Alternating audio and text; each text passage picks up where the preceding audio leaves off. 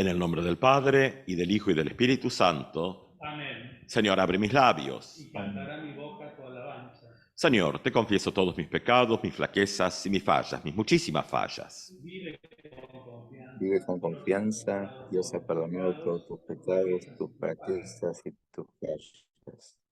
Señor, te confieso todos mis pecados, mis flaquezas y mis fallas, mis Mis muchísimas fallas. fraquezas y Vive mis con fallas. confianza. Dios ha Sin perdonado falta. todos tus pecados, tus flaquezas y tus fallas. Gloria sea al Padre, y al Hijo, y al Espíritu Santo, como era al Gloria sea al principio, y Padre, ahora, y al Hijo, y al Espíritu por los Santo, siglos de los como era al siglos. principio, ahora y Amén. siempre, Y escuchamos la por los lectura siglos de para los este siglos. segundo domingo del tiempo de Cuaresma. San Marcos capítulo 8, los versículos 31 al 38, que lo vamos a tener también en pantalla.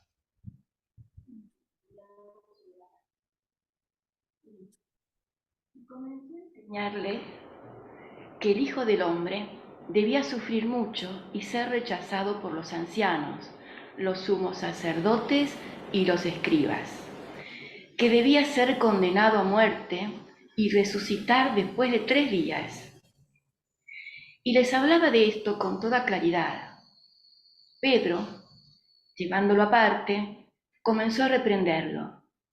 Pero Jesús, dándose vuelta y mirando a sus discípulos, lo reprendió diciendo: «Retírate, ve detrás de mí, Satanás, porque tus pensamientos no son los de Dios, sino los de los hombres». Entonces Jesús, llamando a la multitud junto con sus discípulos, les dijo: «El que quiera venir detrás de mí, que renuncie a sí mismo, que cargue con su cruz y me siga. Porque el que quiera salvar su vida, la perderá. Y el que pierda su vida por mí y por la buena noticia, la salvará. ¿De qué le servirá al hombre ganar el mundo entero si pierde su vida? ¿Y qué podrá dar el hombre a cambio de su vida? Porque si alguien se avergüenza de mí y de mis palabras en esta generación adúltera y pecadora, también el Hijo del Hombre se avergonzará de él cuando venga en la gloria de su Padre con sus santos ángeles». Palabra de Dios. Te alabamos, Señor. Gracias, paz a ustedes, de Dios nuestro Padre, de su Hijo Jesucristo. Amén. Bueno, en este recorrido del tiempo de Cuaresma, ya tempranito este año, aunque el año también parece que tiende a escurrirse también rápidamente entre los dedos, es decir, es como que hay una celeridad de todo que nos va llevando. Bueno, lo que pasa un poquito con nuestro leccionario, el orden de los textos, es nosotros ya tuvimos la lectura de la Transfiguración, porque bueno, el leccionario quiere ubicarlo un poco en esta lectura o mirada que es parte, por supuesto, fundante del cristianismo, de un movimiento religioso, más que la religión, sino un movimiento de fe inserto en la historia. Entonces, bueno, tratar de tener estos, así como momentos históricos, más allá de la historicidad, como se ve la historia hoy en día, ¿no? Pero para eso es importante para el leccionario. Claro, lo que pasa es que después estamos leyendo textos de acá para allá, vamos para atrás, para adelante, y tiende a mezclarse todo el tema de la construcción de sentido que va haciendo el relato del Evangelio. Y particularmente Marcos, que, bueno, ya hemos hablado de Marcos en los otros domingos, así que no vamos a dedicarle tiempo ahora, pero la particularidad de lo breve de Marcos en un texto muy antiguo, también tiene esa riqueza de que estamos leyendo algo que no está tan retrabajado por las preguntas de la propia comunidad. O sea, hay un poquito menos de eso. Y estamos leyendo ya a partir de, bueno, final del 7, capítulo 8, porque claro, ya habíamos leído del 9 la Transfiguración. Entonces, ¿qué hacemos? Hemos vuelto atrás. Este cambio que se da en el Evangelio según San Marcos, donde aparece la conversación que se da cuando la mujer siriofenicia le cuestiona a Jesús una mirada encerrada, y dice, bueno, pero la gracia, estoy simplemente buscando el concepto, ¿no? La gracia de Dios no alcanza también para los que somos de afuera, está diciendo para los extranjeros. O sea, cuando le dice, le pide el milagro para la hija, la curación, y Jesús dice, bueno, no está bien, yo he venido para el pueblo de Israel, no está bien tirar el pan de los hijos a los perritos. La Sirio-Fenicia, ni lenta ni perezosa, se ve que teóloga de alta escuela le dice, sí, bueno, pero los perritos también comen de la que cae de la mesa, dicen. O sea, el perro también es parte de la familia, dice la Sirio-Fenicia, que sería una mirada muy actual de eso. Y Jesús queda como, buah, dice que, o sea, dice, por lo que está, dice, está hecho. Marcos es muy breve el relato, no entra a hacer otras elucubraciones, ¿no? Es muy breve. Bueno, está. Eso abre un camino donde Jesús va a tener una nueva multiplicación de los panes y los peces, que en los textos suele aparecer, y donde abre el capítulo 8, ¿no? Donde los textos suelen, esos títulos que son agregados, no son parte del texto bíblico, y dice, bueno, la segunda multiplicación. Y ahí, bueno, los que hacen lecturas más histórico-críticas van a decir, bueno, en realidad es lo mismo, pero ahora, en el sentido del texto es que esta segunda multiplicación con los 7 canastos, imagen de la creación, así como 12 era la primera, imagen de Israel, la segunda imagen de la creación, muestra este cambio que se va dando en el relato, que más allá de lo histórico lo que hace es que quien lo lee va viendo las transformaciones, porque en realidad quien necesita la transformación es quien lee. Entonces, lo que hace el relato es llevarnos por este camino, porque pasa de una mirada. Claro, ahora nos toca leer el texto con 2000 años de distancia, no lo estamos leyendo en época. Entonces, nunca vamos a poder ponernos realmente en aquella época y no vamos a poder meternos tampoco en cómo se vive el mundo, cómo se vive los vínculos, la gente. Y mucho de lo que tenemos lo leemos con 2000 años de prejuicios también, ¿no? Vamos creando prejuicios y con eso volvemos a leer. Y entonces lo que leemos en el texto muchas veces son nuestros propios prejuicios. Entonces lo que está pasando ahora es que hay un cambio. ¿Y qué pasa entonces con esta segunda multiplicación? Aparecen los fariseos y piden una señal del cielo. Y Jesús les dice que no se les va a dar nada y se va. Claro, uno puede decir, bueno, mal carácter. O el problema es que la señal estuvo, pero en la tierra. Y los fariseos quieren una señal en el cielo. El problema es que la señal de la presencia de Dios actuando está en la multiplicación de los panes. Vienen, no leyeron nada y piden lo que ellos quieren. Que el cielo garantice algo. En el fondo, y no hay que ponerle las tintas a los fariseos porque en realidad uno dice, bueno, nosotros también tenemos nuestra cota de fariseos, de todo, lo tenemos. Entonces, bueno, buscamos que Dios certifique aquello que Dios está haciendo.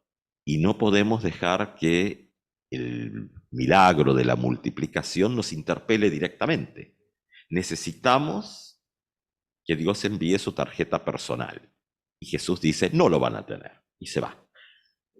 Entonces, claro, y hay ahí unas palabras donde Jesús advierte sobre los fariseos y Herodes.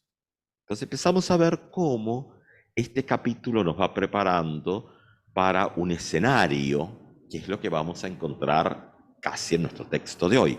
Claro, nos falta otra parte. Está la pregunta de quién dice la gente que soy yo, dice Jesús, y después quiénes dicen ustedes, y Pedro le dice, tú eres el Mesías, o sea, el Cristo, ¿no? Y bueno, en este relato de Marcos, porque ahora estamos leyendo Marcos, porque Mateo lo elabora, dice, bueno, Simón, esto, bendito eres porque esto no te ha sido revelado ni por carne ni por sangre, no viene de lo humano, sino de lo divino. Acá no dice nada. Dice, no digan nada. Bueno, hay cantidad de escritos sobre el tema del por qué se mantiene en secreto en Marcos especialmente, pero no es nuestro tema de hoy. Es para preparar la entrada al texto de hoy. Pedro lo reconoce como Mesías y Jesús pide silencio. Y comienza lo que le interesa también particularmente a nuestro leccionario, por eso elige el texto de hoy, el primer anuncio de la pasión.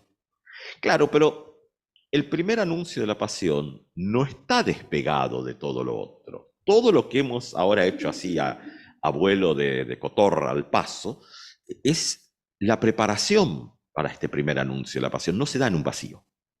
Se da en toda esta situación donde se están desarmando miradas. O sea, hay cuestiones que probablemente hoy en día nos parecen simplemente como que, bueno, siempre fue así. Bueno, no fue siempre así.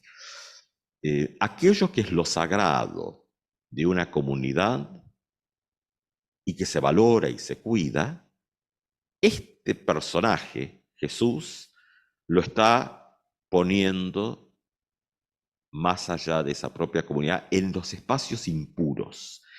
Probablemente hoy en día no tenemos la misma noción de pureza o impureza. O sea, pero está en otros lados. Está escondida en otros lados. Entonces lo que vamos a hacer es, no podemos traer el texto automáticamente al hoy, ni podemos nosotras ir al siglo I, pero la construcción de sentido sigue funcionando. Y ahí es donde vamos. Entonces, ¿qué es lo que pasa en el texto mirando el camino de la cruz, el camino de la Pascua, y cómo los símbolos que aparecen aquí, si tienen o no relevancia para las vidas de hoy en día? Bueno, empiezan las enseñanzas que tienen que ver justamente con la pasión, tienen que ver con la cruz y el ser rechazado. Y entonces, bueno, ¿y quiénes son en primera instancia los que van a generar el rechazo? Estos tres grupos que aparecen en el texto. Y aparece Pedro nuevamente. Acá Jesús en este relato también hace algo interesante. Pedro lo reconoce como Mesías. Jesús no levanta el título, habla de Hijo del Hombre. O sea, el Mesías, aunque está bien, nosotros hemos incorporado la terminología en su forma griega, Cristo. El Cristo. En realidad no es un nombre, es un título. Es Mesías, es la traducción. Claro, después armamos algo como Jesucristo y parece que es nombre y apellido, pero bueno, no es eso. El Cristo, uno puede decir, bueno, el Salvador. Y está bien, pero ¿qué hace Jesús? Se despega del título de Mesías, que es un término del propio pueblo del cual él es parte, y lo amplía. Hijo de hombre es un título abierto. Estamos en un texto donde Jesús ha abierto toda la enseñanza, la prédica, y por supuesto está abriendo lo que vendrá después a toda la humanidad.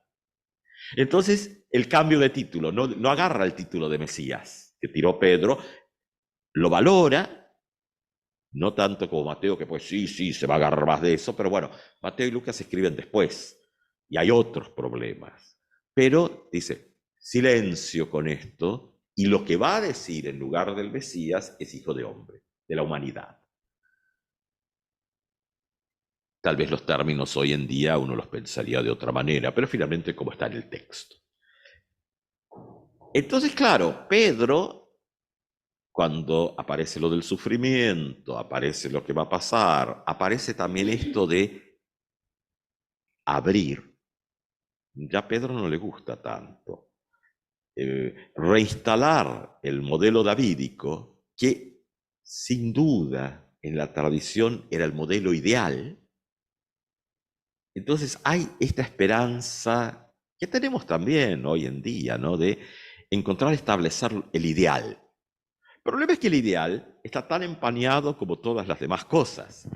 Y el ideal no aparece porque primero el ideal que se establece en lo que Pedro está trayendo, bueno, es excluyente, es para algunos y algunas, más algunos diríamos, porque bueno, después la época.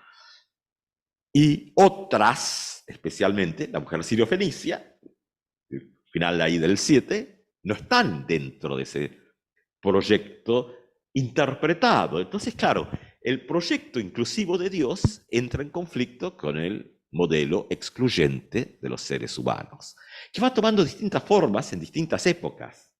O sea, cuando aquí aparece toda esta cuestión de lo satánico, porque aquí nosotros tenemos una mezcla con esto, mezclamos lo demoníaco, lo satánico y todo, pero bueno, en los textos no es así. Satanás es el fiscal que acusa ante Dios a la humanidad. Ese es el símbolo.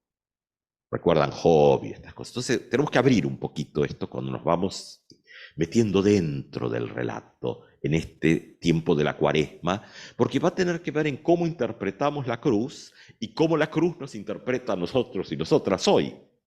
Y no quedar como la mayoría de las interpretaciones que son las del medioevo. Hoy en día seguimos con la prédica previa a la Reforma.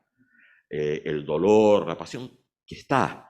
Pero ¿dónde está el movimiento transformador de la resurrección y dónde actúa?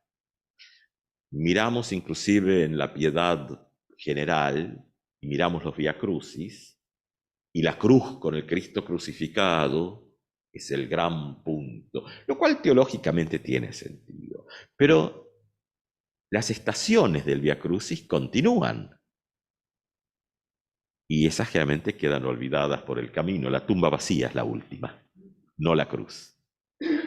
Pero, bueno, toda una piedad medieval que también tiene que ver con expresiones de la fe sin esperanza.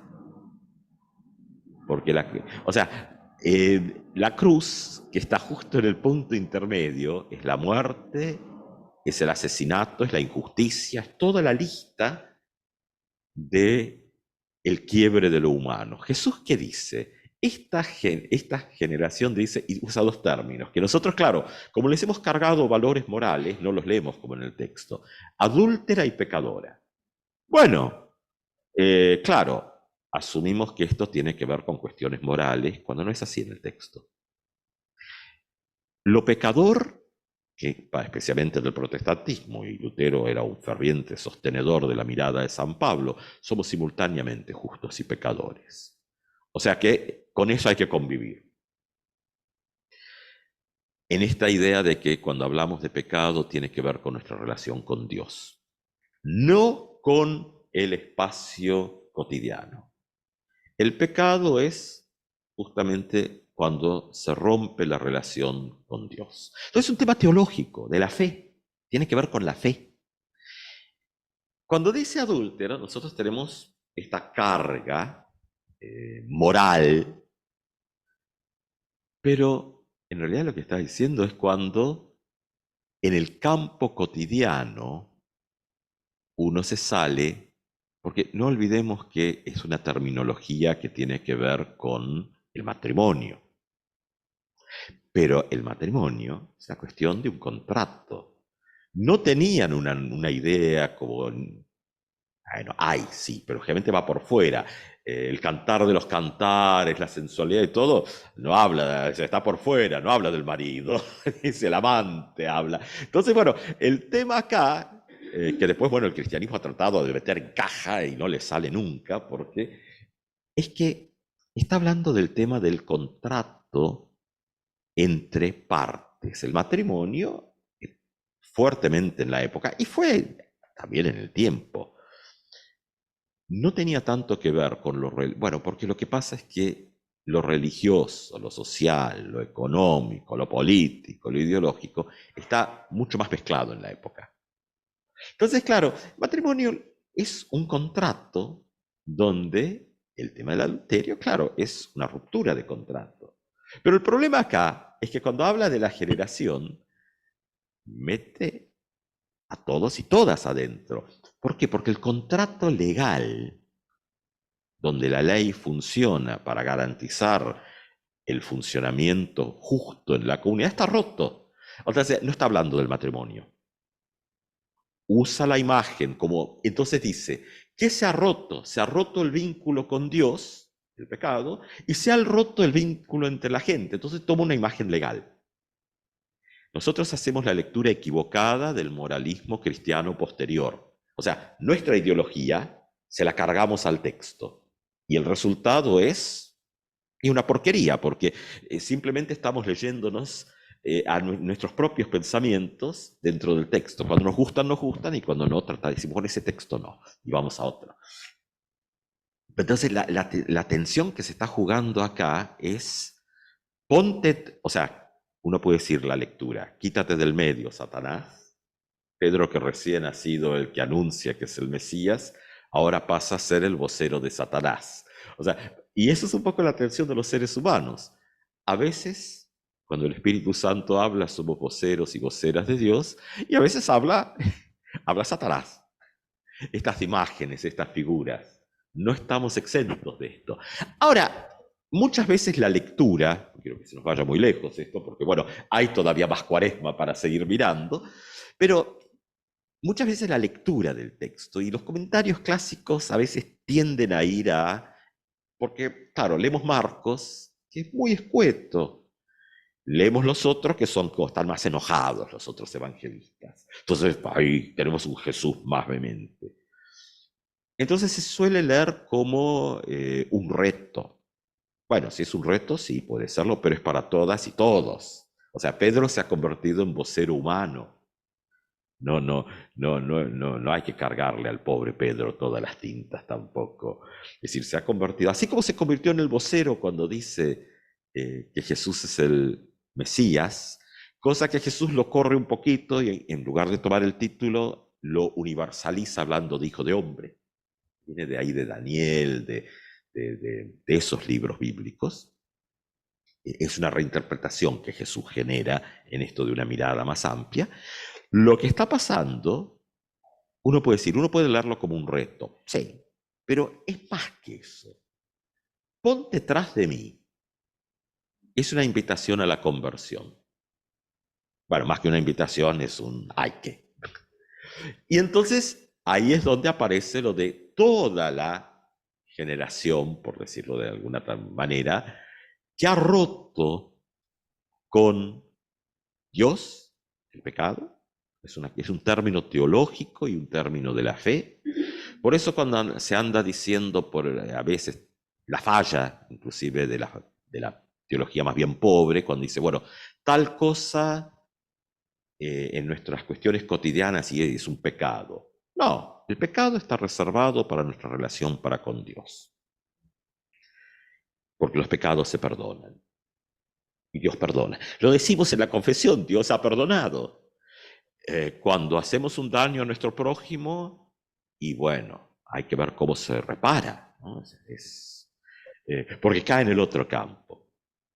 Entonces, bueno, cuando estos campos se mezclan, decían los viejos teólogos de la tradición luterana, criticados, por supuesto, por sus ortodoxias y todo, pero decía, el mayor peligro está cuando se mezcla la ley con el evangelio.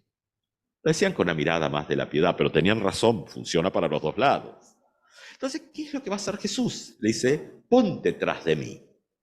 Porque claro, lo que Pedro está diciéndole a Jesús es, bueno,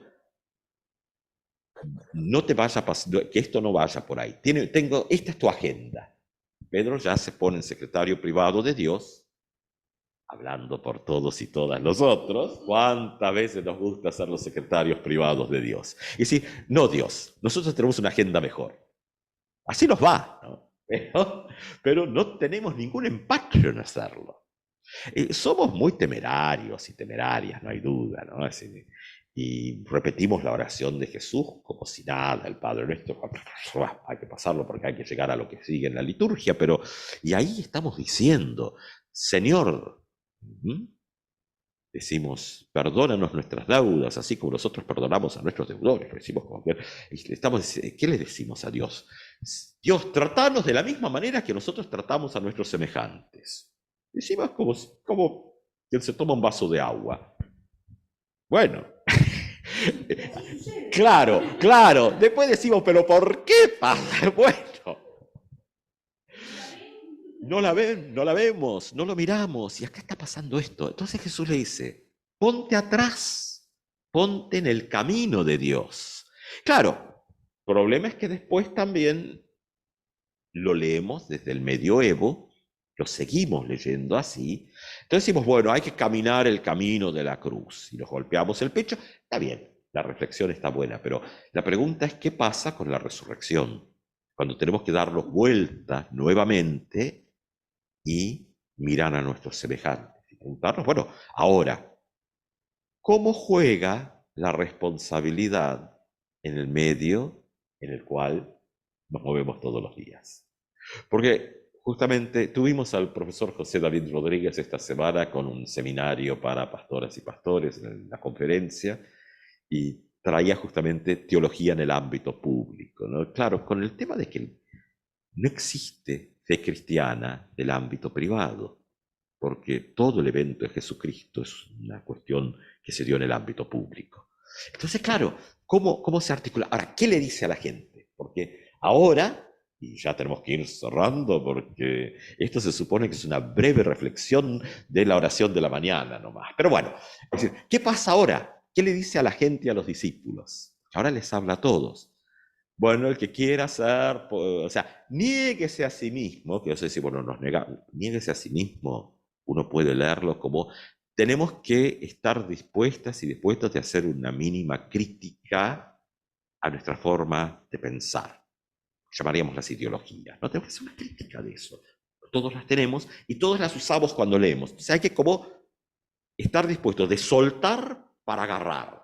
Tomar la cruz, o sea, acá es un lenguaje y un mundo muy físico, ¿no? Entonces, las ideas también, nosotros tenemos una concepción de que total la cabeza no tiene límite y metemos ideas, bueno, tal vez no sea tan así.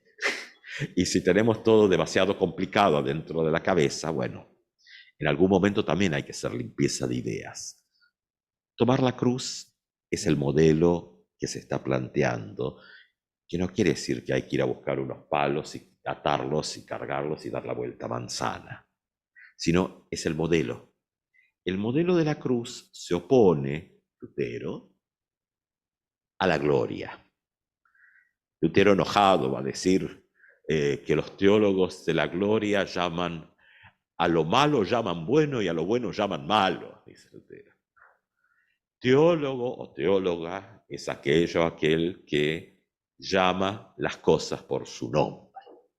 Y entonces dice, esa es la cruz. Esa es la interpretación de Lutero en el siglo XVI, criticando a otros, por supuesto, pero llamar las cosas por su nombre. ¿Qué pasa? Ese tres grupos, los que aparecen en el texto, los ancianos, los escribas, los sacerdotes, es decir, son los que representan todo un sistema de época que mantiene a los demás, estos que pasan hambre, que requieren de salud, la multiplicación de los panes, la curación del ciego, pero que no alcanza con ser simplemente pasivos receptores. Jesús ahora les dice, para que esto realmente sea eficaz, hay que estar dispuesta, no, claro, uno va a decir, bueno, pero ¿cómo entonces si somos simultáneamente justos y pecadores, aún la disposición y la voluntad propia no alcanza? Bueno, está la promesa del Espíritu Santo, está la resurrección, están los elementos de la Pascua que entran a jugar en esto. Pero lo donde nuestro texto como que nos estaciona hoy es, si no podemos, como Pedro, y la realidad es que no podemos, soltar y tomar la cruz como esta otra mirada, bueno, quedamos atrapados en nuestros propios problemas y no salimos. La Pascua, la promesa del Espíritu, o sea, lo que vamos a seguir recorriendo, es lo que alimenta, transforma, redime, sana, salva, libera, todos estos otros elementos que entran como en el sentido contrario de todas las falencias que van apareciendo. Va a venir el problema de que los discípulos quieren hacer una curación y no les funciona. Y bueno, ¿por qué? Porque no se ha soltado y la cruz no ha entrado. Claro, leemos un texto donde todavía esto no ha ocurrido. Nos está preparando para la Pascua, Pascua de Cristo y Pascua de nuestras propias vidas.